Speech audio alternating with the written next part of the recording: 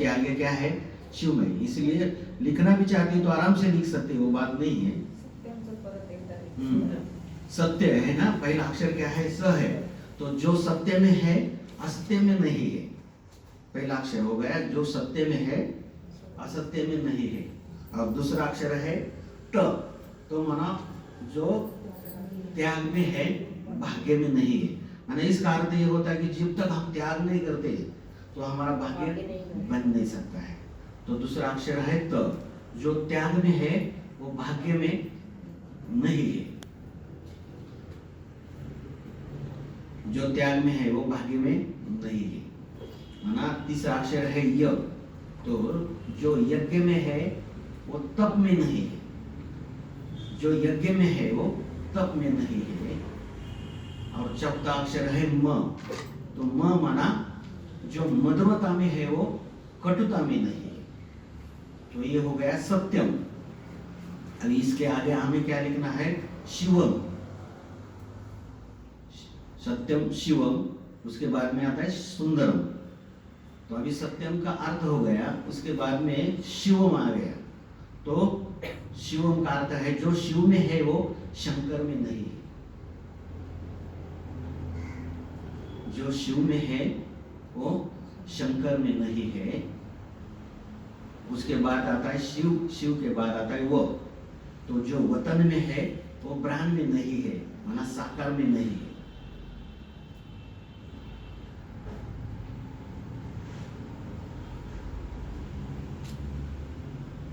जो शिव में है वो शंकर में नहीं है, जो वतन में है वो ब्रह्म में माना साकार में नहीं है। शिवम म। जो मन में है वो धन में नहीं है।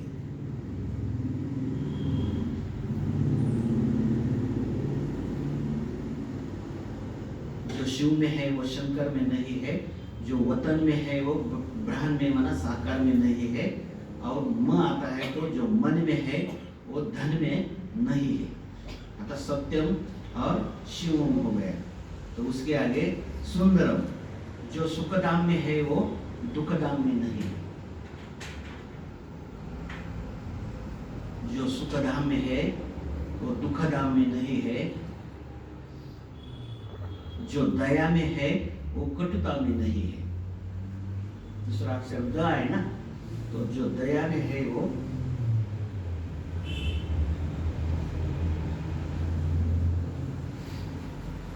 जो दया में है वो कटुता में नहीं है। सुंदर र आ गया। तो जो रक्षम में है वो भक्षम में नहीं है।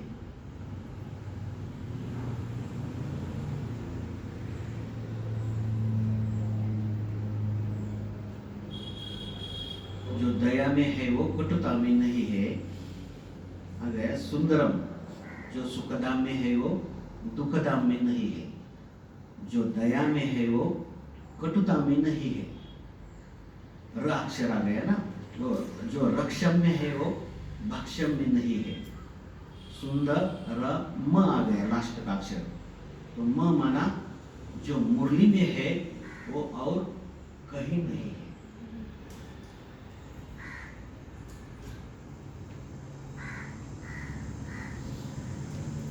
सुंदरम जो मुरली में है, लास्ट का अक्षर आ गया म। तो जो मुरली में है वो और कहीं नहीं है। माना सत्यम शिवम सुंदरम। माना ये यथार्थ, हम जब तक हर बात को यथार्थ नहीं जानते। बाबा क्या कहते हैं कि स्वयं समय को शिक्षक नहीं बना। बाबा कहते स्वयं नहीं बदलेंगे लेकिन समय बदल देगा। तो समय बदलने का हमें इंतजार नहीं करना है, क्योंकि समय को हमने अगर शिक्षक बना दिया, हाँ जो त्याग में है, आया ना सबके ध्यान में।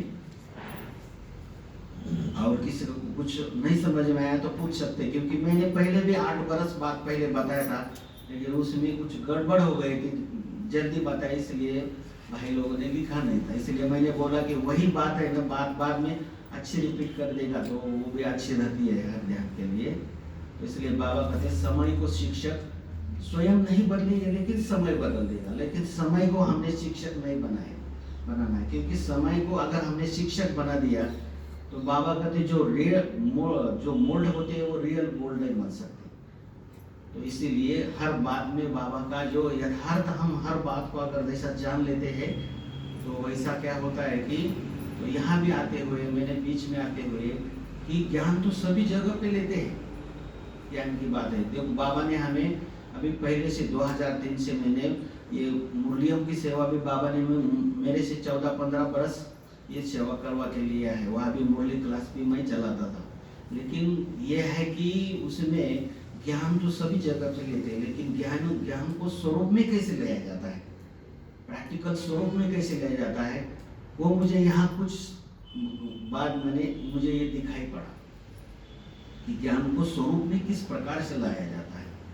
तो इसीलिए ये सब कुछ करने वाला कौन है? बाबा। लेकिन जब तक हमारा परिवर्तन अंदर से परिवर्तन नहीं होता है तब तक कोई फायदा नहीं है, कुछ भी ज्ञान का कुछ भी फायदा नहीं। तो इसीलिए बाबा कहते हैं ना, यह स्वरूप में किस प्रकार से लाना है। तो इसीलिए हर बात को अगर हम यथार्थ रीति से जान लेते हैं तो उसका भी अलग से क्या होता है, हमारा परिवर्तन हो जाता है। अच्छा, ओम शांति।